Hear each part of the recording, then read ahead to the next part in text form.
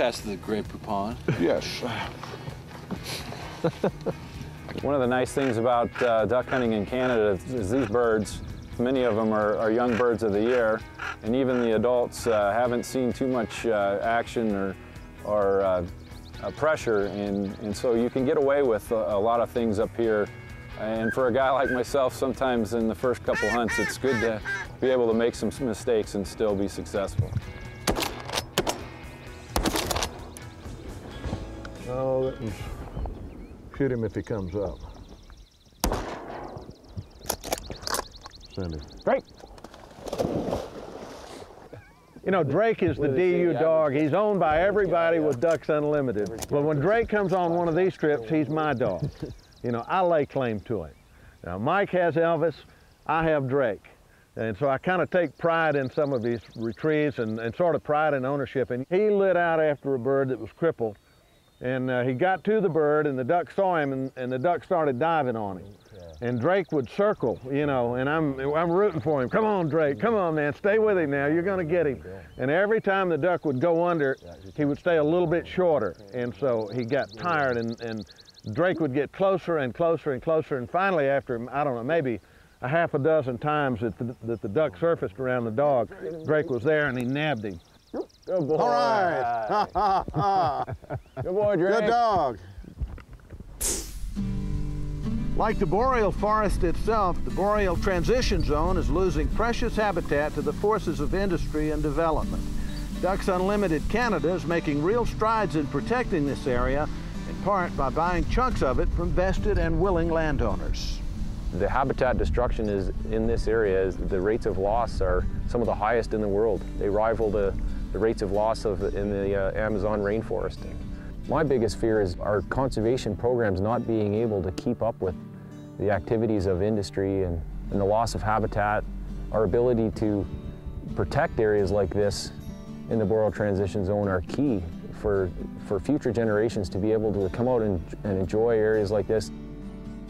I loved hunting, so I decided, hey, here's something that I could give, and nobody can buy it, and anybody can go on it. And that's was my goal. You know, my name's up there. These actually look like cans. Do it. Oh. Did it fall down? Yeah, I did. Two there. Great.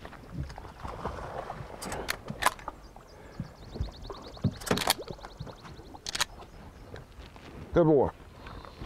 Come on. There we are. There's your little juvenile. Out front. That's the king of the ducks right there. That is. That's what they call him. Oh, that's a big duck behind it, though. Right there, out there. Another There we go. nice shot. Good shooting. Another canvasback. Here comes another. Here comes another pintailer.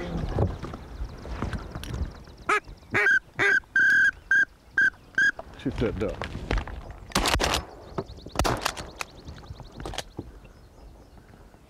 Back! Drake made 2 or 3 retrieves that would have been 300 to 400 yards, and that water is not warm for a dog that's not used to that. I'm guessing that water is probably 2 or 3 degrees above freezing, so to be out there for 5, 6, 8, 10 minutes at a time and track those birds down, the odd cripple, you know, like I said, he had to go 300, 400, 500 yards, and just a fantastic job, and it's a pleasure to hunt over a great dog like that.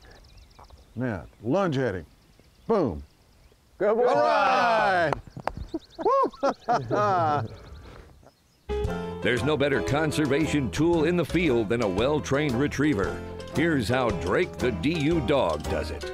Today, we're in northwest Arkansas at the Wild Rose River Training Facility on the Little Buffalo River to show you how to prepare your dog for those long land-to-water entry retrieves.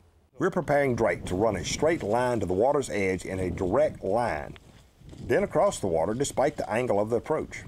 To teach this skill takes consistent repetition at ever-increasing distances involving various angles. The rule is, make hay slowly. Long land entries at an angle to the water are taught best through trailing memories, not by throwing repeated marks. Repetitious marks do not encourage patience. Start short. Scatter or assault a few bumpers across the water. Then we heel drake back from the water's edge.